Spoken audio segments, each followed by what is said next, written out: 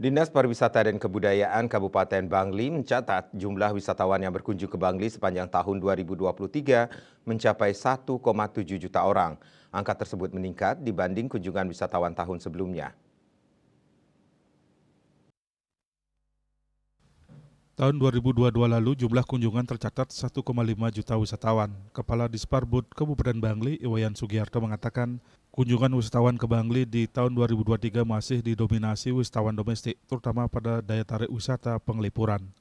Sedangkan di TW, Batur kunjungan didominasi wisatawan asing.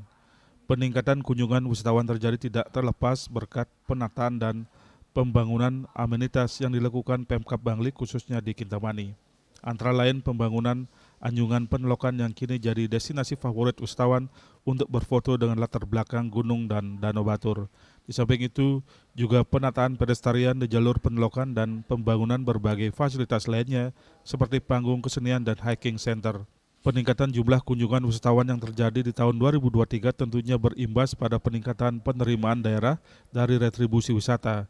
Disebutkan Sugiharto pada tahun 2022, pihaknya membukukan penerimaan retribusi wisata sebesar 32 miliar rupiah. Kemudian pada tahun 2023, penerimaan retribusi berhasil tembus di angka 52 miliar rupiah lebih.